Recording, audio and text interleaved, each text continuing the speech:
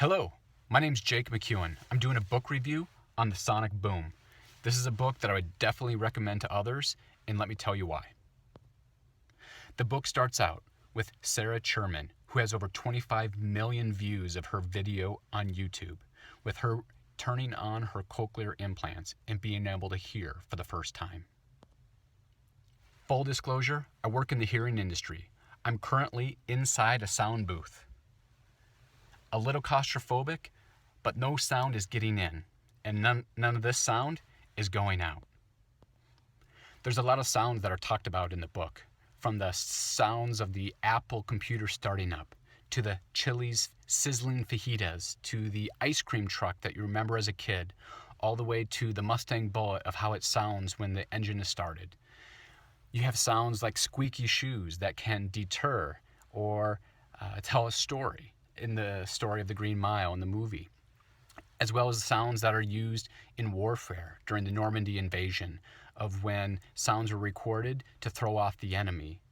You have the sounds of the automated vegetable mister, with the boom and the crack of lightning, with the mist, the sounds like you're in a rainforest.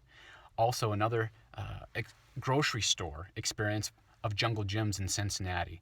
It's not a place that I've went to or seen, but after hearing the story and hearing about the sounds that they have at Jungle Gyms, it's definitely a place I want to check out.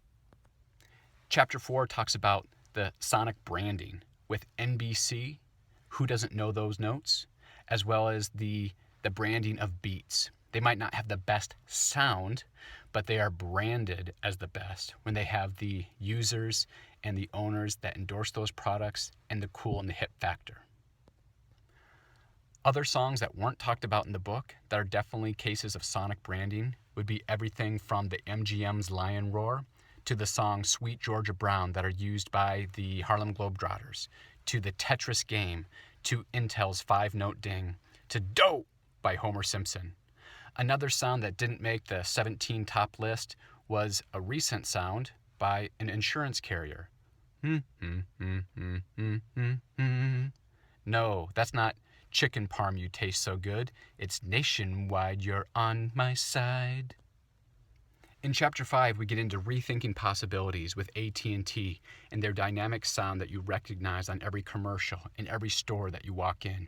And then you get into amplifying messages with Univision and how they were already the leader in the Spanish television category. And they weren't even rating themselves on the Spanish television category. And with the sounds that they were able to use to tell their story and to further enhance their message. And now they're competing with the basic TV stations like Fox, CBS, NBC. Chapter 7 talks about scoring the experience. What better way to score the experience than the NFL and the Super Bowl on NBC? And when they talk about how you need to make all the sounds in advance of the game and play them at just the right time to tell the story of the game and keep the viewers interested throughout the entire game and build up to the peak and keep people interested the entire time. Another way sound can help you with your experience. Have you ever seen Eric Wall, who's an artist and a painter and an author and a dynamic speaker, have a presentation in front of a large audience? I had the opportunity to go to one of his presentations one time, and during his painting, there was the song from Bastille, Pompeii. It was playing, and every time I hear that song on the radio, I think about how I felt while I was watching Eric do his painting.